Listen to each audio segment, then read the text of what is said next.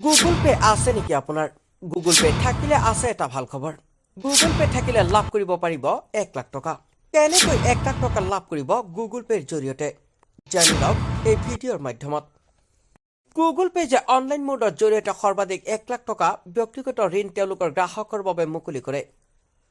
যদি আপুনি ইতিমধ্যে গুগল পে মোবাইল এপ্লিকেশ্যন ব্যৱহাৰ কৰি আছে, তেন্তে এই গুগল পে লোন এপ্লাই আঁচনিৰ সুবিধাও লাভ কৰিব পাৰিব আৰু কোনো শাখালৈ নোযোৱাকৈয়ে সৰ্বাধিক 1 লাখ টকা ব্যক্তিগত ঋণৰ বাবে আবেদন কৰিব পাৰিব।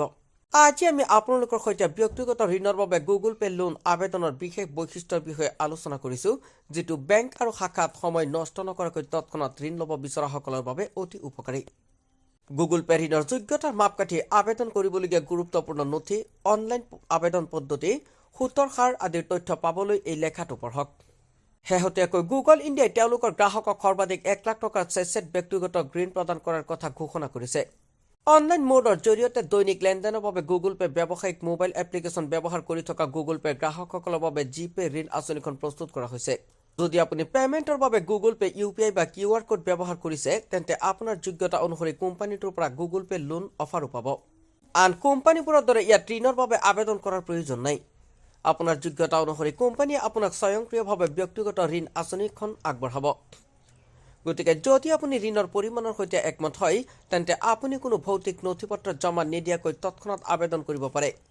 ইয়াৰ ফলত ক্ষুদ্ৰ ব্যৱসায়ীসকলে সময়ে সময়ে ব্যক্তিগত ঋণ বিচৰাৰ বাবে বেংকৰ ওপৰত নিৰ্ভৰশীল বৃদ্ধি পাব।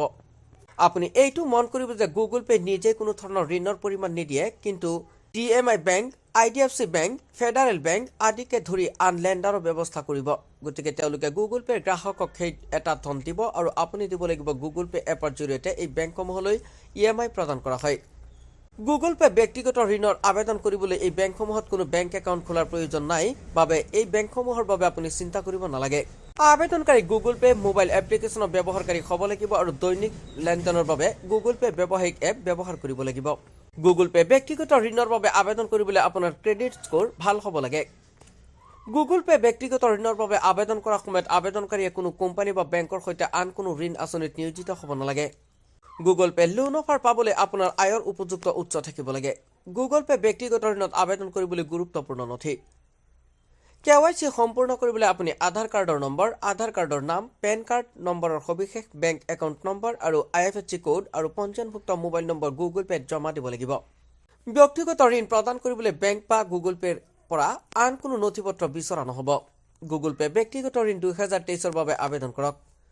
সৰ্বাধিক 1 লাখ টকাৰ বাবে গুগল পে ব্যক্তিগত ঋণৰ বাবে আবেদন কৰিবলৈ এই শিতানত দিয়া পদ্ধতি অনুসৰণ কৰিব লাগিব।